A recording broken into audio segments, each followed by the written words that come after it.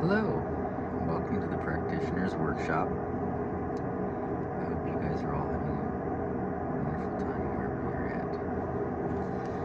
at. I wanted to just put another video out there. I don't really post very often, and I don't usually even plan what I'm going to say when I say it. But I've been seeing some interesting things lately, and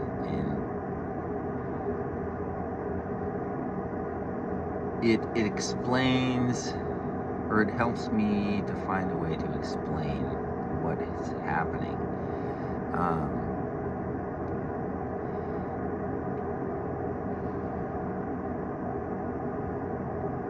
The elements are all born in sequence, and not only in sequence but on top of each other. In layers, like a jawbreaker.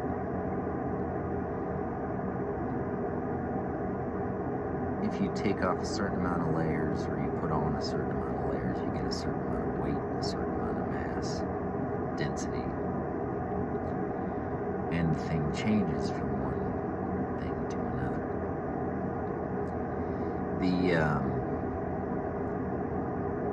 The fascinating thing about this is,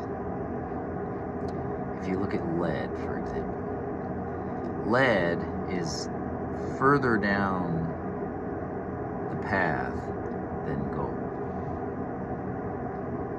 Lead is 3 squares past gold on the periodic table, on the same line of elements, okay? That means it has 3 more protons, they call them, than gold does. But gold is 16 times heavier. But if you take 3 protons off of the lead, it's gold, which means that the lead already has gold inside of it. It's just buried under 3 layers of protons. A proton is a very misunderstood element, and it's mostly misunderstood because it doesn't start in that form. It starts with a more balanced, it starts with more water, basically. And so when you take the elements of a proton, H2 and NO2, and you add water to it, then you get,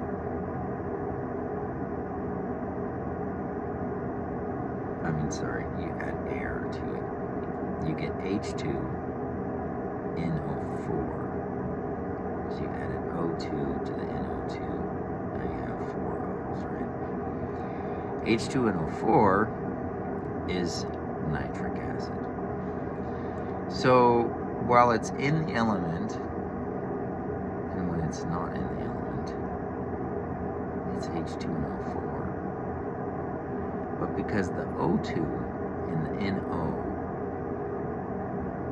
are the most volatile parts of the structure, they boil at a lower temperature, they come out of the element first. And when they come out together as an H2NO2. But we call it a proton. So by taking 3 moles of water with nitrogen in it off of the lead, I make gold. But the gold's 16 times heavier, so how can this be? If I take a thing away from the gold, that it can weigh more after I've taken the thing away. This doesn't make any logical sense, right?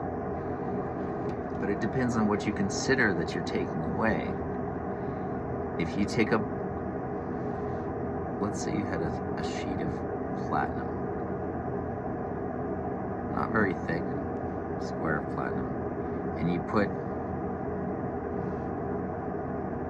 16 holes around the edge, 4 holes on each side. One of those holes you filled with a positive heavy gas like acetylene, and the other 15 holes you filled with hydrogen.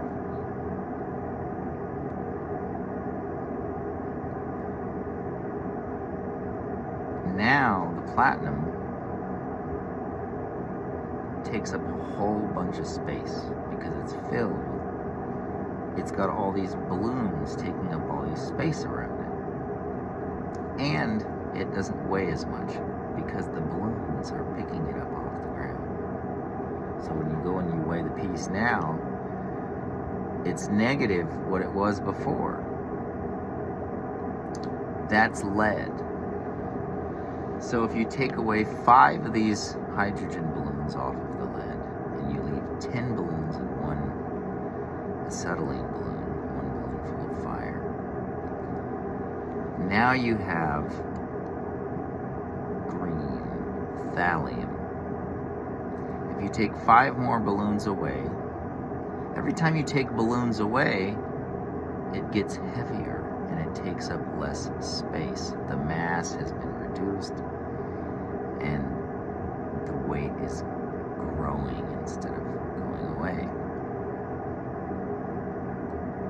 Then you take away 5 more balloons of hydrogen and you leave just the 1 balloon of fire attached to the platinum. Now it's gold. The 1 balloon of fire is heavy, doesn't go up, it goes down. And so the gold is 16 times heavier than the lead, and it takes up less space because what was removed was trying to go up, and it took up a lot of area without a lot of mass. And so lead has 16 balloons of hydrogen that the gold doesn't. And that's the difference. If you take the fire off the top of the gold, that's platinum. All the difference between gold and platinum is 1 thin layer of red. And it's so simple. It really is. It's so simple that we just don't see it. It's the fact that modern science has not figured this out is baffling, to be honest, because it's so simple that they can't see it.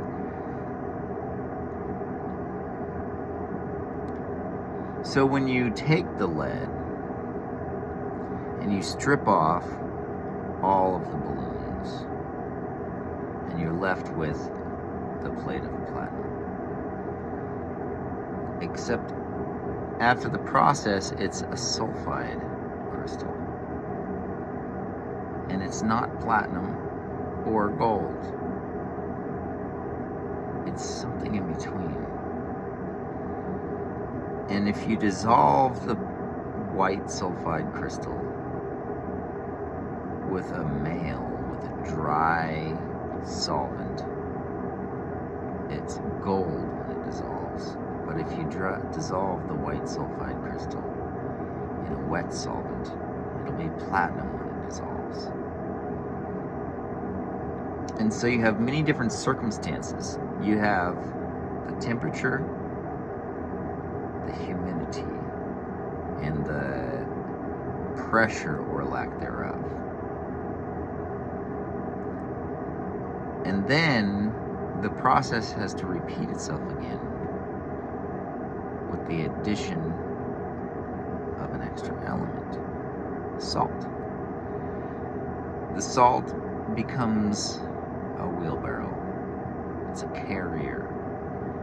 It allows the thing to be divided and atomized without destroying your previous work.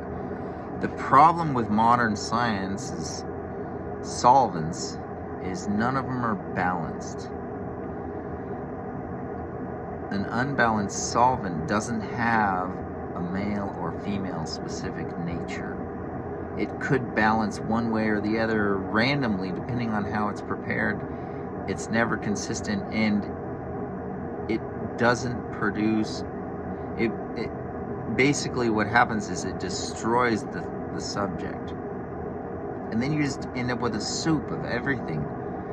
Whereas if you have a solvent that's balanced and it reflects the nature of the subject that you're working on, then you can dismantle it one layer at a time, as if you were able to take the jawbreaker apart one layer and set that layer aside, and then take the next layer, and like those Russian dolls, basically. And so with a stable and balanced solvent, you suddenly get the ability to dismantle the individual layers off of the element without destroying them. And it's done in order from the outside in. And so if you write down the colors that come out of the element as they come out, this is why they call it the mirror. Fulcanelli, he states that, quote, this is how the composition of the elements was discovered, was through the mirror. And the mirror is the ingredients individually separated. When you add this philosophic solvent to a subject, you want to use the right one for the subject. And if you do, the subject will remain itself. It won't change from one thing to another. But it will be dismantled and reassembled with stable ingredients. But what happens when it's dismantled is the colors come out in order from the outside in. So, say, for example, that you dissolved gold. Well, the outside layer of gold is red, so the first thing you'd see is red. But you wouldn't see it very long. You'd see it for a short time because it's a thin layer. And then under the red, you would see a layer of white. Like literally, the vapors coming out would be red for a while, and then the red would go away and it would be white for a while, and then the white would go away, and then they would be yellow, and they would be yellow for twice as long as they were white. Then they would be white again.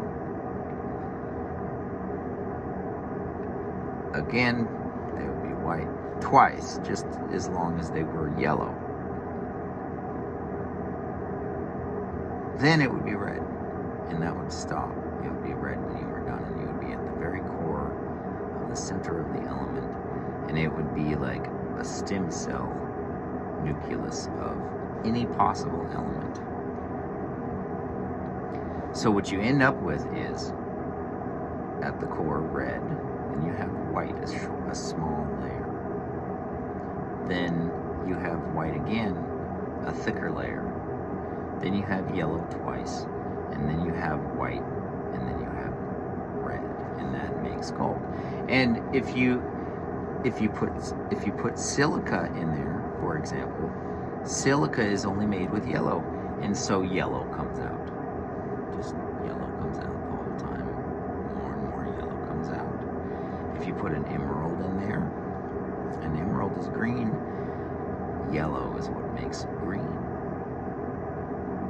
So yellow comes out of the emerald until there's no more.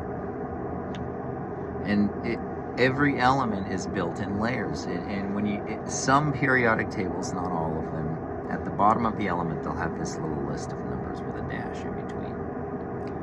And for gold, it's, what is it, 3, 8, 18, 32. 18.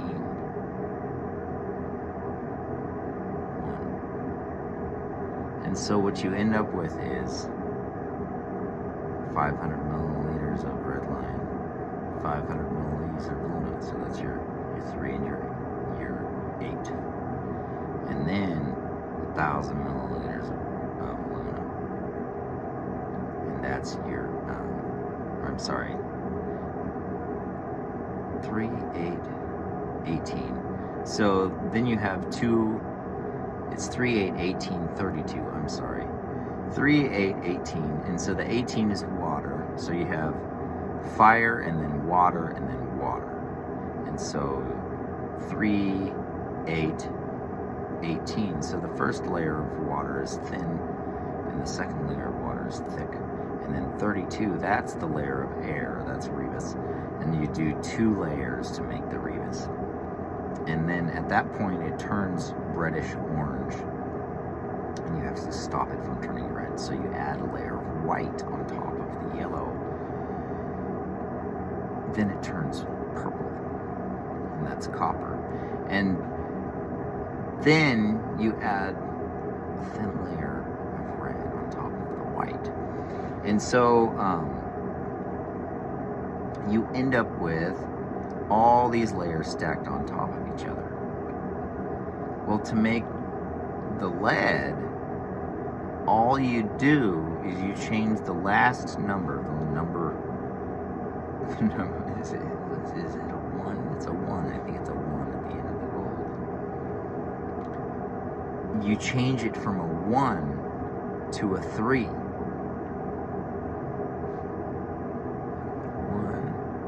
gold, mercury, thallium, lead. Mercury's a 2, thallium's a 3, lead would be a 4. So that means in order to change lead into gold, you only have to change the last number in the sequence, which means the outer shell of the element. And each dash between the numbers is a new shell. And this is just changing the last shell from a 1 to a 4. And so you have only one shell that you need to operate on. And it's simple because it's wet. The shell between lead and gold is wet progressively. And so you're talking about dehydration. In elements, they call that decay. And if you tried looking up and see how long does it take for lead to decay into gold, and they'll tell you that it doesn't, because they don't understand how it works. And they're emphatic about their belief that it doesn't happen, and it can't happen chemically. They're very specific about that. Chemically, this is not possible. They'll even make a special note at the bottom for you, just in case you decided you wanted to try it. So, from lead to gold, you have dehydration, and you're not feeding it. You're starving it. And that creates the allegory of fasting in the desert.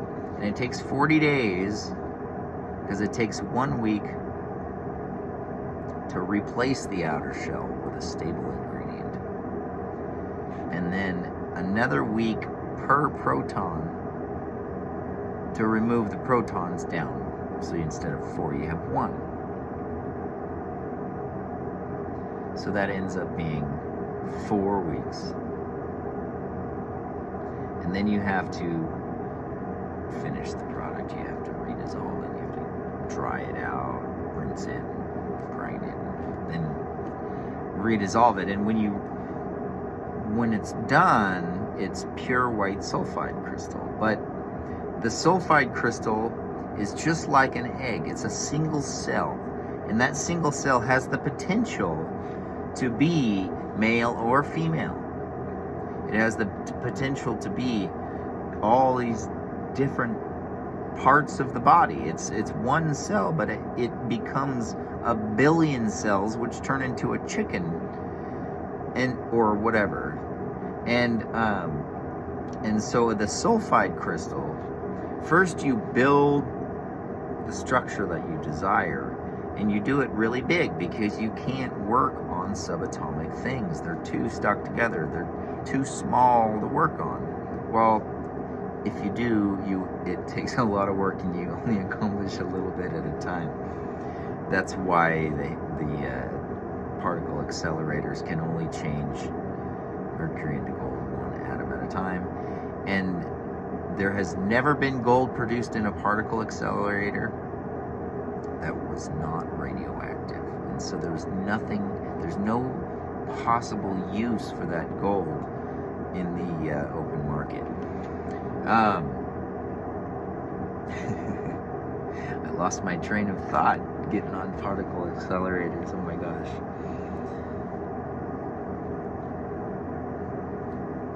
So they'll tell you that you can't do it. But that's only because they don't understand the nature of things. And if nature can do it, then so can you.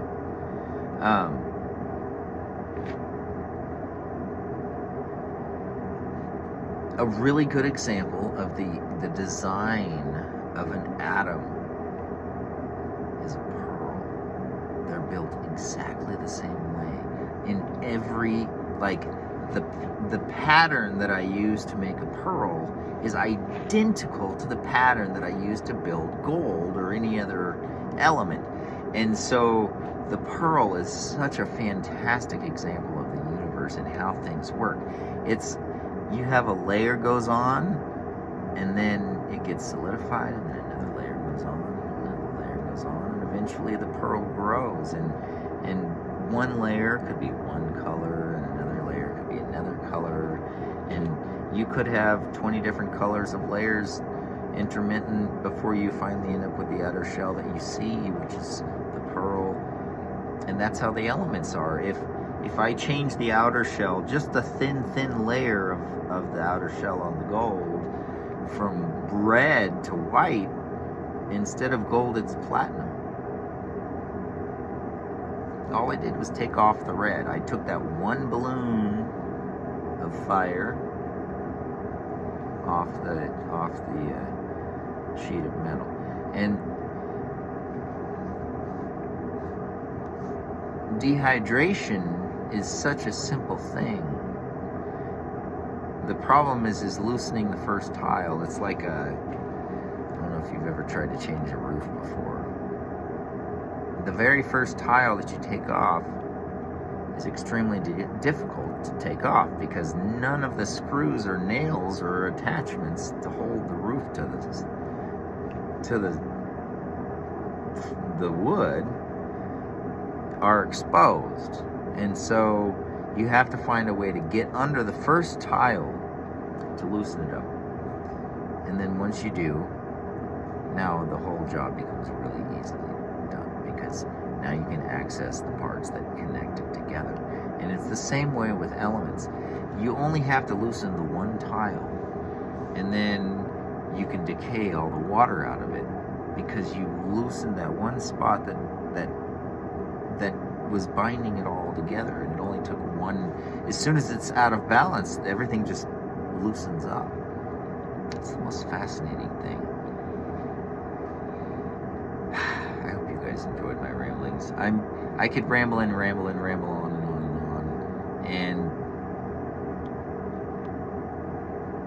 I'm getting this picture of how things are born and how things are built, and so few people understand the elements. It's unbelievable for human beings at this point in history to be this naive when it comes to understanding everything around them is really mind-boggling. And as an alchemist, I found that people don't want to hear about it. And they think you're either delusional which means that you're hallucinating, but you don't know that you're hallucinating. That's delusional. Or you're deceived, or you're a deceiver, like you're intentionally lying, or you've just completely lost your mind, apparently, because everybody knows that alchemy isn't real, that there's no such thing as changing lead into gold, or mercury into gold, or anything into gold other than gold into gold. And the few examples of it are not feasible. And the problem is gold. People are so fixated on the gold aspect of alchemy that they miss the entire point of what's going on. If you can make gold, you can make every possible element. And if you can make every possible element, you can make every possible gemstone in ones that haven't existed before. You can make combinations of elements, new forms of elements, wet or dry elements that usually aren't wet or dry, such as silica. If I add one molecule of water to the outside of the silica, it becomes opal, which isn't that big a deal. You can make opal with a little bit of ammonia and some dissolved silica, but if you atomize it, now it's malleable glass that you can mold in shape with a hammer, or if you soften it a little more, you can put it on a pottery wheel and spin it, and then harden it again when you've made the shape that you want. But that's possible with every element. If I do exactly the same process on the silica that makes malleable glass on tin, then I would get mercury. If I do it on, every element is made of the same things. What it is combinations of layers, a thick layer, a thin layer, a dry layer, a wet layer, a combination dry, wet layer, and then a thick layer, and then a thin layer. And the thickness of the layer, whether it's dry or wet, determines each element. And the structure as it grows is determined by temperature. The process that turns lead into gold is identical in every way, same ingredients as the process for making lead into silver. The only thing that changes are the circumstances. Remove the air and create pressure. Add humidity to the situation. Now you have silver instead of gold. The circumstances dictate the structure of the thing. The temperature changes the shape that things develop in. And so the crystal that makes gold grows at a higher temperature than the crystal that makes silver. At higher temperatures, more hydrogen goes away because it's hotter and the hydrogen can't stay. And so it gets dehydrated. So dehydrated metals are born at a higher temperature, like gold, copper. Well, hydrated metals, a lower temperature when they start. But once, it's a fascinating thing because you can make really, really wet hydrated things at the same temperature as gold. But in that circumstance, the difference is pressure or wind. And so the wind, you can have no pressure and no wind, and it doesn't make gold. You have to have wind for it to make gold. I guess that last example wasn't the greatest, but I'll have to think it through before I say it next time. Life and everything there is and everything there is around us is all composed of the same things. It's only the circumstances that make one thing different from another. And it's the same with all of us. And so if you are noticing developments, growths in your life that are contrary to the nature that you desire in yourself, then that means you need to change the circumstances. And the development will change from something toxic to something perfect, pure. I mean, the difference between mercury and gold is a little bit of pressure and a little bit of water. Oh man, may you guys be blessed, and I hope